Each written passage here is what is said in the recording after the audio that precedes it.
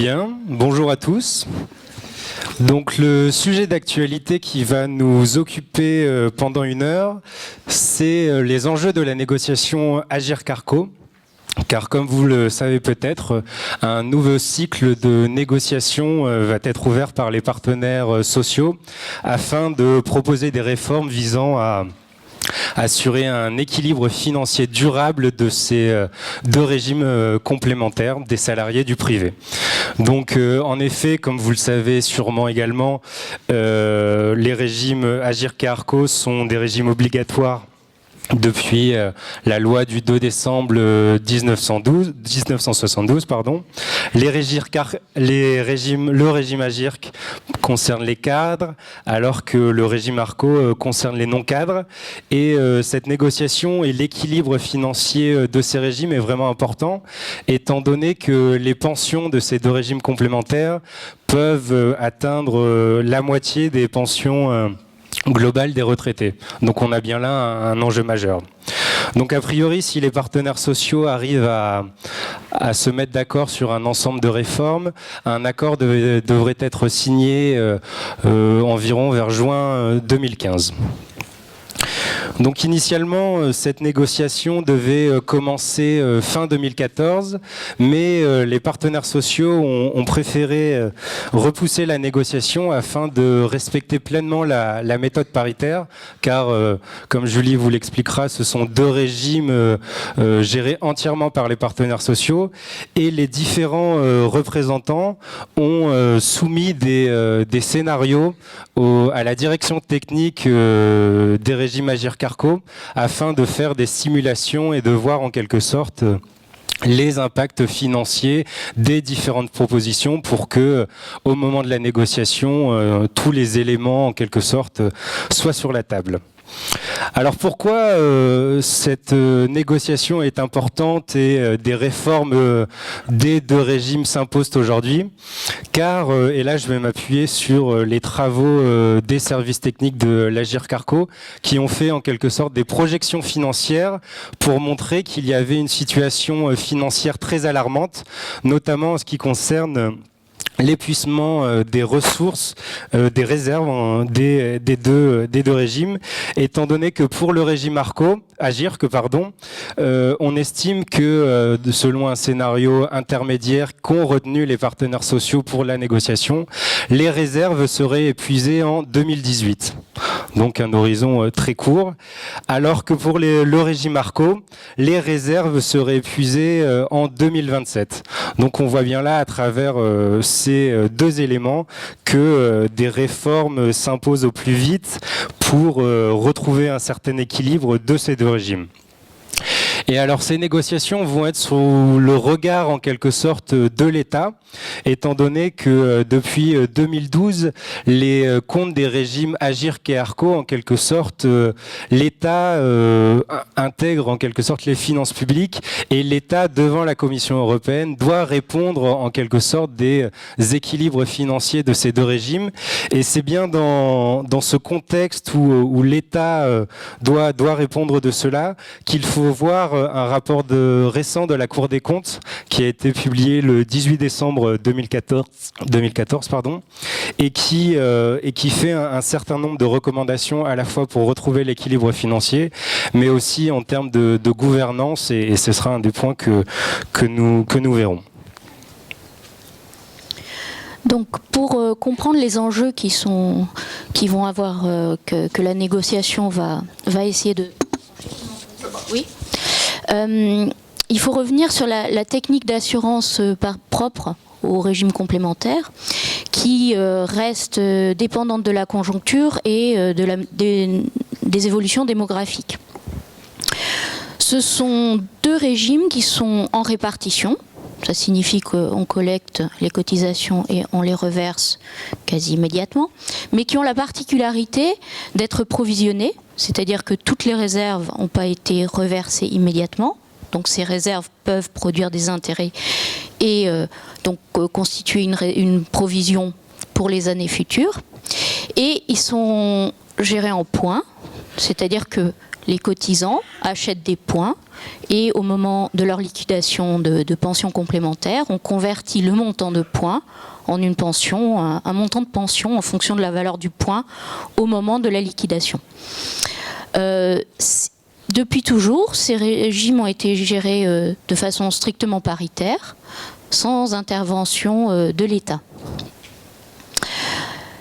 Au même titre que le régime de base des salariés, ils doivent gérer le passage de la bosse du baby-boom, qui est en train de monter en charge et qui s'étendra jusque vers 2030-2035. Et ils ont à faire face aussi à une baisse de leur rentrée financière, dans la mesure où la croissance économique, qui est au ralenti depuis la crise de 2008 des subprimes, a fortement baissé leur rentrée. Ça, ce sont deux éléments qui touchent aussi les régimes de base. En plus, s'ajoute le fait que quand il y a une réforme du régime de base, ça impacte les régimes complémentaires. Notamment quand le fait que l'âge légal passe à 62 ans, progressivement, ça va plutôt avoir un effet bénéfique sur les dépenses du régime Agirc-Arrco, parce que la pension complémentaire, on commencera à la payer un peu plus tard. Par contre, il y a aussi des réformes qui ont pour effet par exemple le décret du 2 juillet 2012 fait en sorte que les carrières longues peuvent continuer à partir plus tôt, et donc ça a aussi un impact sur l'équilibre financier des régimes complémentaires. Donc la conséquence de ces phénomènes, c'est qu'on a à court terme des déficits techniques et l'épuisement des réserves qui avaient été provisionnées pour passer la bosse du baby-boom va être épuisé plus vite. Pour vous illustrer ce phénomène, si on représente le résultat global avant transfert financier des deux régimes Agirc-Arrco ensemble, il est redevenu négatif à partir de 2009. Et vous voyez sur le graphique que pourtant, ces deux régimes avaient su s'adapter en constituant toute la partie positive. Ça avait permis de constituer des réserves qui ont produit des intérêts qui auraient pu permettre de passer la bosse du baby-boom. Mais à partir de 2009, ces deux régimes ont commencé à puiser dans ces réserves de façon anticipée.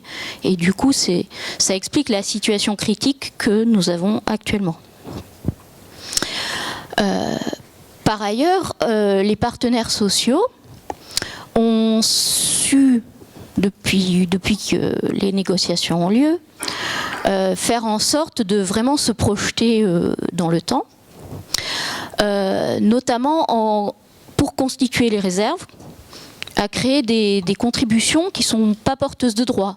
C'est-à-dire que, certes, on a un prix d'achat du point, mais il y a un certain nombre de contributions qui s'ajoutent et qui vont pas donner des points supplémentaires, mais qui vont juste renchérir le coût d'achat du point et qui vont faire en sorte qu'on pourra constituer des réserves pour ces régimes.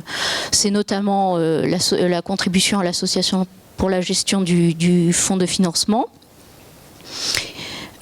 qui permet en fait un départ avant 65 ans, après l'âge légal et sans décote.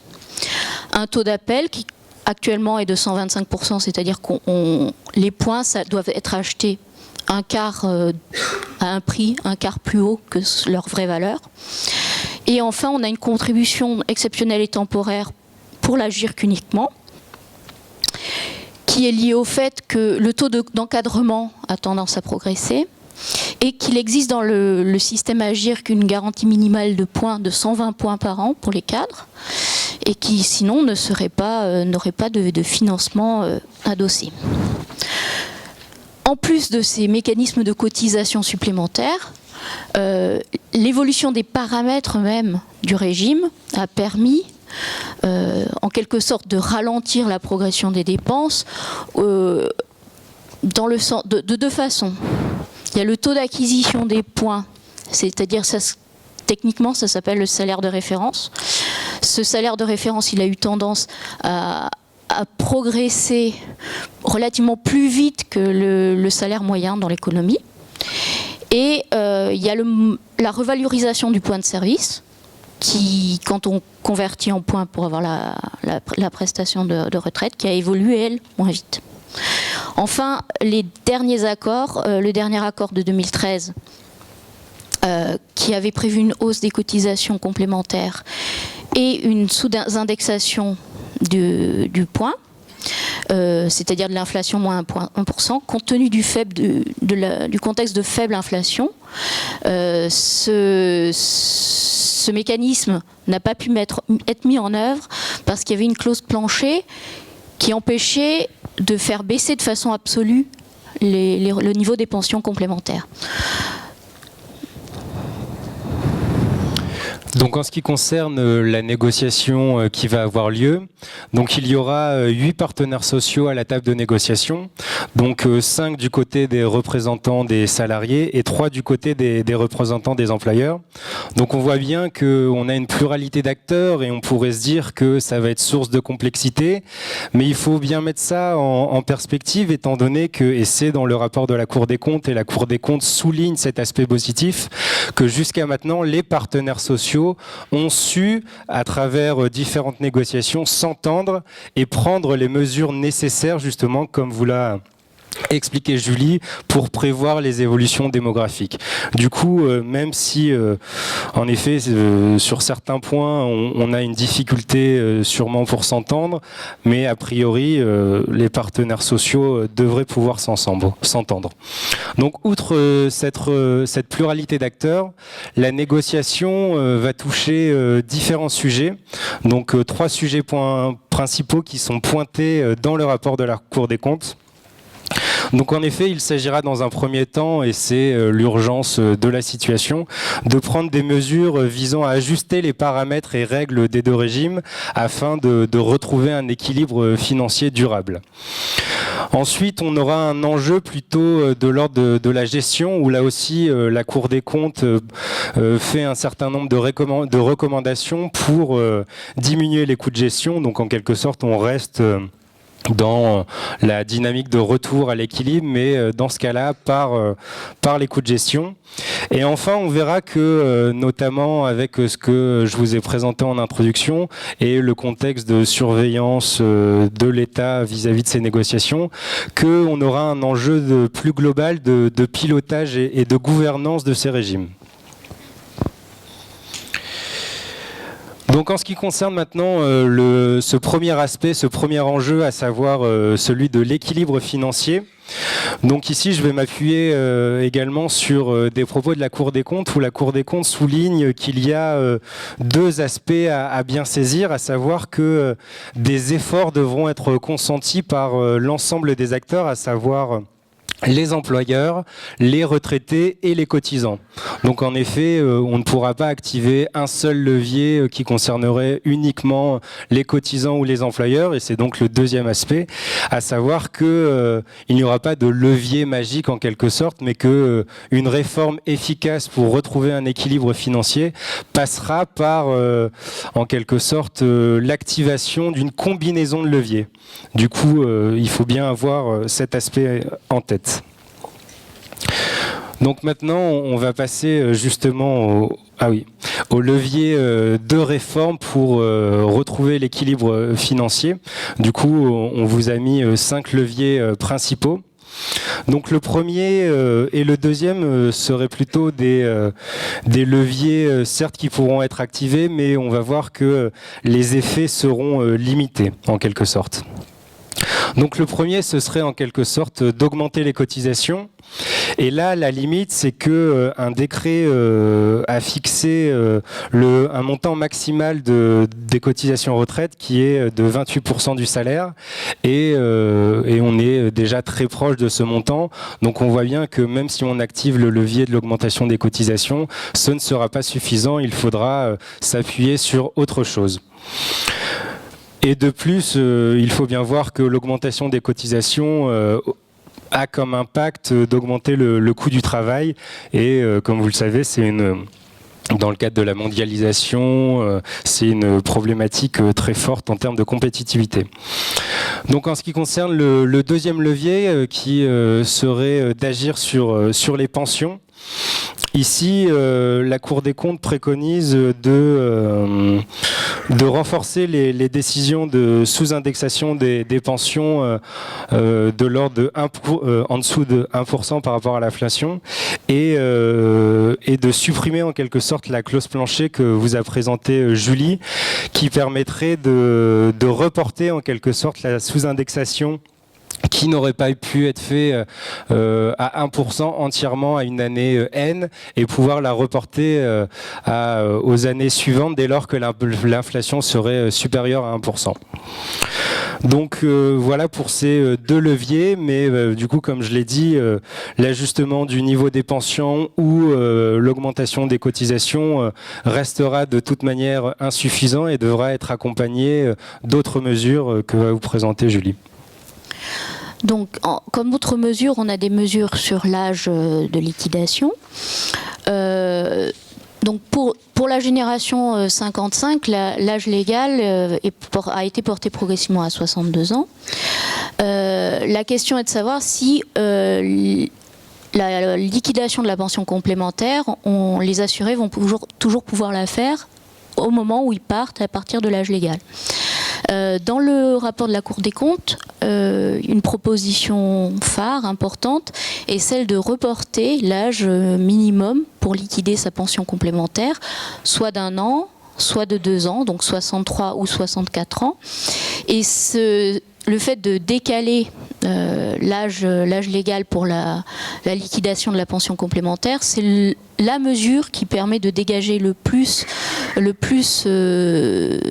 partie la plus importante du besoin de financement parce qu'en l'occurrence, décaler d'1 an, ça ferait gagner 50 milliards en cumulé, et décaler de 2 ans, 92 milliards sur un besoin de financement de 120 milliards à peu près.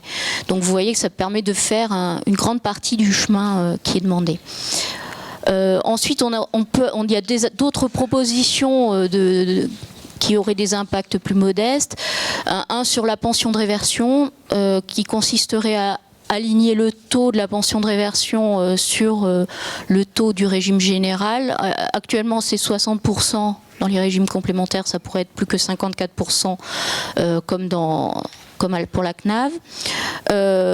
Il y a aussi une proposition où on laisserait individuellement à un couple le choix entre, au moment où il liquide sa pension de droit propre, si plus tard il veut que son conjoint bénéficie d'une réversion importante, à un taux plus important, il faudrait qu'il accepte une décote sur sa pension de droit propre à court terme. Et enfin, il y a d'autres mesures, je vais vous en citer une, celle des points attribués pour le chômage. Actuellement, ils sont attribués sans contrepartie de cotisation. Le rapport de la Cour des comptes propose que l'UNEDIC verse une cotisation pour que ces points puissent être pris en compte après dans la pension complémentaire. Maintenant, on va plutôt s'intéresser aux réformes qui sont liées aux enjeux de pilotage et de gouvernance.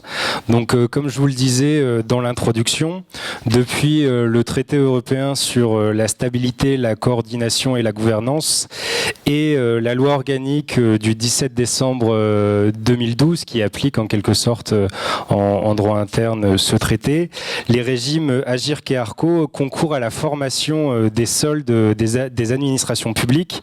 Dès lors, l'État est fondé en quelque sorte à demander au régime AGIRC et ARCO un certain nombre de réformes.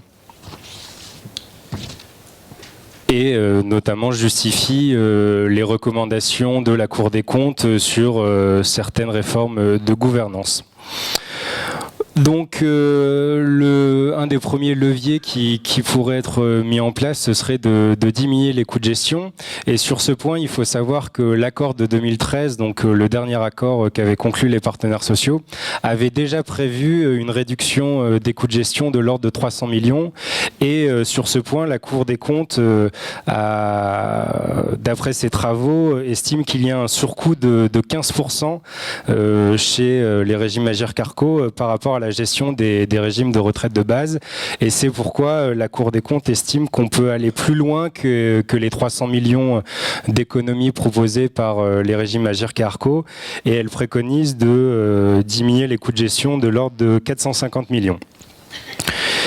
De plus, un des autres aspects qui sont dans les recommandations de la Cour des comptes, ce serait en quelque sorte de publier un décret d'application de 2007 qui, en gros, ferait que les URSSAF signaleraient les fraudes qu'elles détectent et ce qui ferait qu'il y aurait une meilleure communication du coup entre les URSSAF et les régimes complémentaires pour que ces derniers puissent s'appuyer sur les informations de l'URSSAF afin elles aussi de récupérer les indus en quelque sorte. De plus, on a des recommandations qui viseraient à transférer le recouvrement des régimes Agirc-Arrco directement aux URSSAF qui, comme on le sait, sont rodés en quelque sorte dans la pratique du recouvrement, et ce serait également pour réduire les coûts et renforcer l'efficacité des régimes. Ensuite, il y a la possibilité de fusionner les deux régimes, Agirc et Arrco. Ça aurait l'intérêt de reporter de quelques années l'épuisement des réserves pour l'Agirc, qui a un horizon d'épuisement des réserves beaucoup plus court. On vous l'a dit, c'est 2018, je crois que ça reporterait à 2020 ou 2022.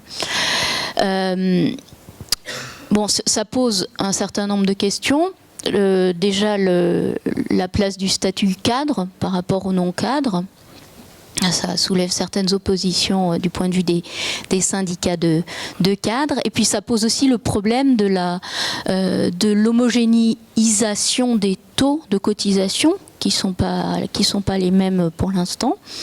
Donc sur quel système on s'alignerait? Donc ça, c'est une réforme de gouvernance qui est envisagée et préconisée par le rapport de la Cour des comptes.